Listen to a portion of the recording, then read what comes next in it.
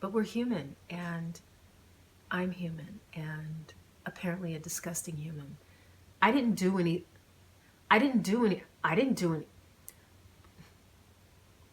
I didn't do anything. Are there charges? I don't know why I can't stop laughing now. Okay, okay. Why can't I'm sorry. Okay, okay. Now I have the giggles.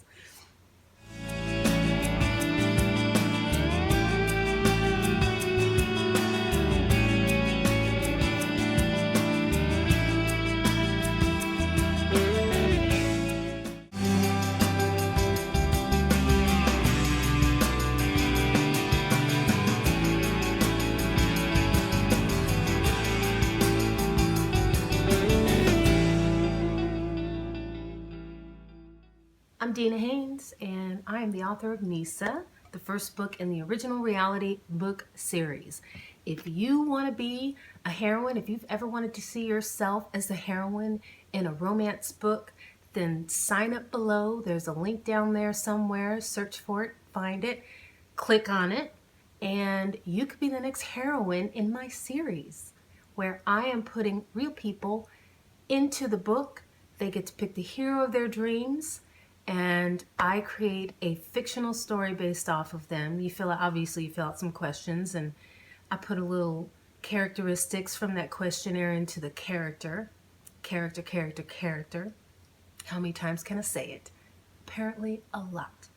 So definitely do that. If you're new here, then you're coming at the height of the climax, or you might have just missed it. So go back to the beginning. There's a link in the video as well as down below in the description, and get to know these characters, and we'll meet you right back here. We're not going anywhere.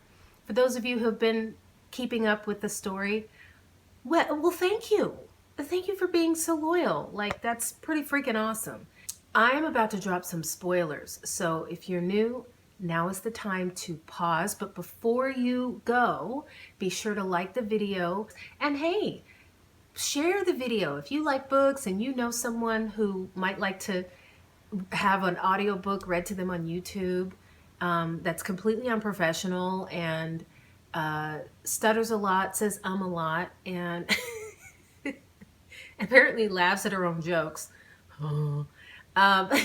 Share the video, and then go back to the beginning, watch from the beginning, and then come right back here, because I'm about to drop some spoilers in 3, 2, 1. All right, guys, for those of you who have been sticking with the story, David was arrested, thank goodness, and Reuben is still oblivious. Granted, he's dealing with his own stuff. He's talking to what could be his father. They definitely sounds like they look alike. But proof is proof, and his background is in the LAPD, and no one knows better than a former police officer that evidences everything. So he's doing that, but I think we're about to find out when Reuben finds out what's going on with his girlfriend, because he doesn't know. So let's continue. Let's move on to chapter 34, and it's gonna be obviously from Reuben's perspective, and let's do it. Chapter 34, Reuben's perspective. After unzipping the bag in the back seat of his rental, he pulled out a DNA kit. He was sure Edward was his father, with or without the test. It was recognition at first sight, the connection immediate. But that didn't stop Reuben from using the proper procedure for retrieving evidence. He had explained the importance of proof to his clients on many occasions, knowing it was foolish to rely on assumptions. Only now did it dawn on him what anguish he would go through while waiting for definitive answers. As he headed back to the house, his phone buzzed in his pocket. The caller ID read Sergeant Carter. Reuben said, "Carter, this is a bad time. Can it wait till..." Carter said, "Hey man, remember that Schaefer case you told me about?" Reuben said, "Yeah, but I'm out of town right now. How about I call you when I get back?" It was quiet on the other end for a moment. Carter said, Are you alone? Reuben said, yeah, but I'm kind of in the middle of something. Carter said, it's Denise, man. Where are you? The world tilted for a moment and he bent over, still holding the DNA kit, and braced his hand on his knee. Carter wouldn't keep him on the phone for anything that wasn't serious. Something had happened to Denise, and he wasn't there to protect her. He was almost too scared to hear the details. His knees shook. Reuben said, is she okay? His voice was guttural, unrecognizable to his own ears. Carter said, she's okay, man. Breathe. She's a little bumped up, and they took her to the hospital. Schaefer was arrested. Reuben said, did he hurt her? He was so angry, so full of emotion, he thought up 10 different ways to kill Jeff and hide the body on the spot. Carter said, not too bad, but they're holding her there to observe her, and the baby. Reuben growled out his frustration and swiped his fist in the air. Breathe, he thought. Once he composed himself, he put the phone back to his ear. Carter said, you okay? Murray. Reuben said, yeah, I'm here. Carter continued, the police want to talk to you. I didn't tell them anything, but you better get your story straight. Reuben said, what'd he say? I didn't do anything. Are there charges against me? Carter said, no, man, but it's a weird case. I'm not going to lie. It doesn't look good. Just get your story straight and get back here.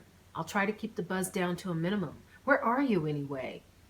Reuben said, Colorado. I'm finishing up, but I'll be on the earliest flight out. Carter said, okay, man. Reuben said, hey, thanks, Carter. He said, you bet. Reuben paced the driveway. What to do next? He opened the cell phone screen and punched in Denise's number, counting the rings. It went to voicemail, and he cursed. You all right out here? Edward came out to check on him. He composed himself, but not before Edward took notice. Something wrong? You look like you got some bad news. Reuben said, yeah, it's my girlfriend. When he didn't say more, Edward prompted him. She hurt? Reuben said, I don't know. I have to go. Edward said, well, here, give me the kit, and let's get you home. It's no use you coming all this way for nothing. They went back inside, and Reuben let Brenda call the airline while he and Edward scraped their cheeks. When they were finished, Brenda said, I got you a flight out of Denver in a couple of hours. That's cutting it close. Can you make it? Reuben said, I'll have to. Thank you both for your help, and for this, he said, holding up the sealed DNA kits. I'll be in contact soon. He went to shake Brenda's hand, and she pulled him into a hug. I don't know how they do it in LA, but here we hug people. Edward followed suit. Reuben couldn't believe how amazing they were, to take a stranger into their home and treat him this way. Edward said, we'll see you out. They walked him to the door, and Reuben waved goodbye before rushing to his car. As he sped back to his motel, so many emotions ran through him, but his most pressing thought was of Denise. What did that prick Jeff do to her? Several hours later, Reuben battled traffic to get to Cedars-Sinai Medical Center from LAX. Exhausted and with a pounding headache, he finally walked through the hospital's doors and a small crowd of paparazzi at almost 7 in the evening. The front desk clerk directed him to Denise's building, floor, and room. Cedars was a metropolis. It seemed like years had passed before he found the right corridor. Nurses and doctors weaved to and fro, streaks of color against a white palette of walls, desks, and machinery. He counted down the room numbers as he passed, spotting his old partner before he arrived at the right one. Carter stood outside the room, dressed in uniform.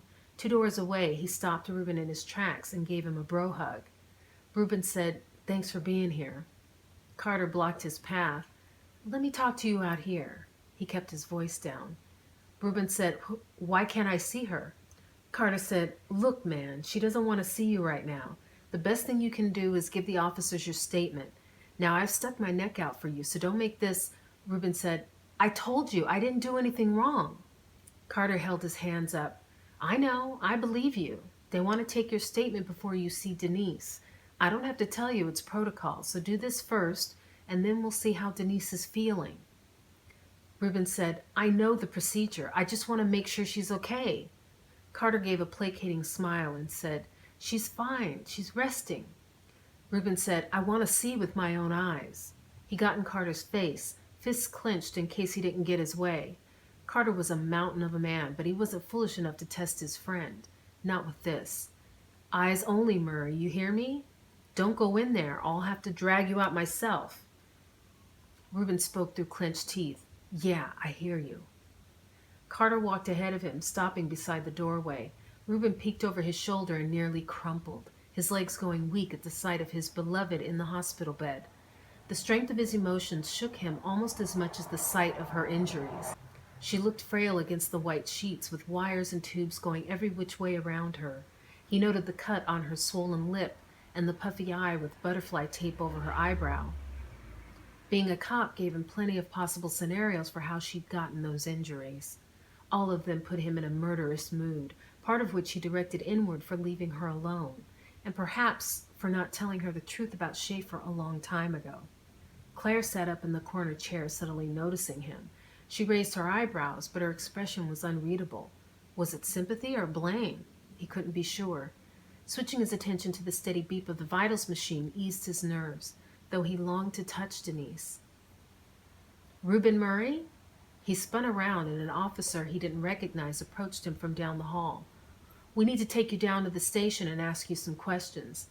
Carter gave the officer a look of caution. We've postponed it as long as we can, the officer added. Reuben said, yeah, okay. Easy enough. But when he turned his back to say something to Denise, Carter stopped him with a firm hand on his arm. Before Carter pulled him away, Reuben got Claire's attention and yelled, Tell her I love her. Tell her I love her and the baby. I guess this is what all of us romance authors live for. You know, we live for this moment. So be sure to like the video, hit subscribe if you haven't already, share the video if you like the content, tell a friend who you know likes romance books or who would like this kind of book, and I'll see you next time for chapter 35. It's going to be from Neesa's perspective, and now it's basically redemption time.